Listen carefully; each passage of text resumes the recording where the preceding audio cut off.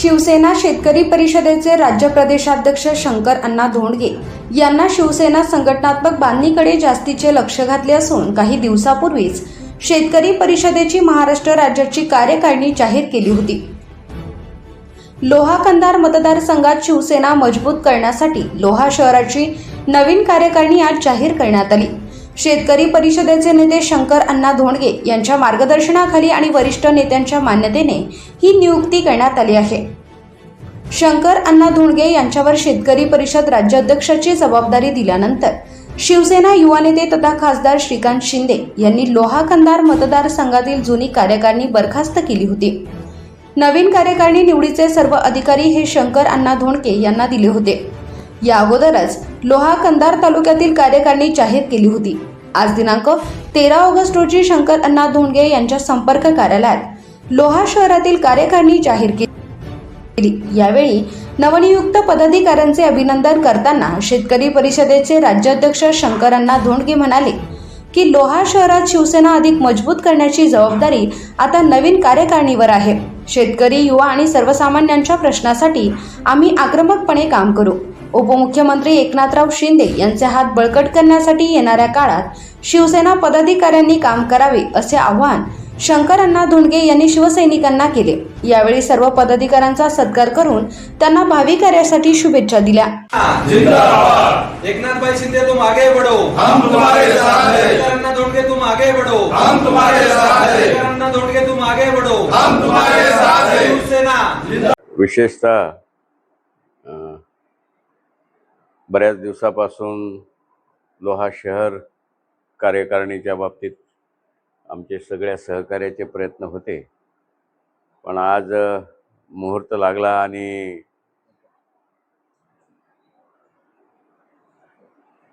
लोहा शहराची कार्यकारिणीची आज निवड करण्यात आली। विशेषतः या निवडीमध्ये लोहा तालुक्याचे अध्यक्ष गजाननराव कराळे, आमचे चंद्रशेखर बाबर, कंधार तालुक्याचे अध्यक्ष आमचे माऊली तिडके, विशेषतः आमचे उपाध्यक्ष अशोकराव सोनाळे, गजानन पालिमकर, या सर्वांच्या उपस्थितीमध्ये आमचे सुनील पाटील हराळे, या सगळ्यांच्या उपस्थितीमध्ये आज लोहा शहराची कार्यकारिणी जाहीर झालेली आहे।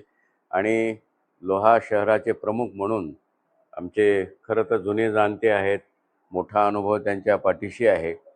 पूर्वी त्यांनी खरं तर BJPचं काम खूप चांगलं केलं होतं, पण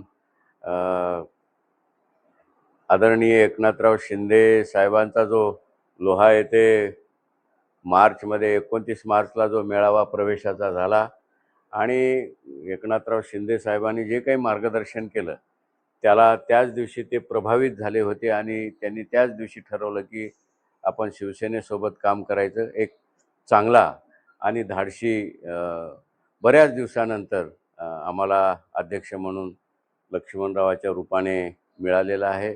मी त्यांचं मनापासून स्वागत करतो, अभिनंदनही करतो।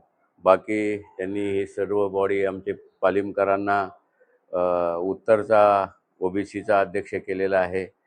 त्याच्यानंतर चंद्रशेखरराव बाबर हे आता आमचे युवा आघाडीचे दक्षिणचे अध्यक्ष झालेले आहेत। आणि बघतो आहे आम्ही सर्वसाधारण या 2 महिन्यामध्ये दिवसेंदिवस शिवसेनेकडे कार्यकर्ते येण्याचा जो काही ओघ आहे तो अत्यंत चांगला आहे।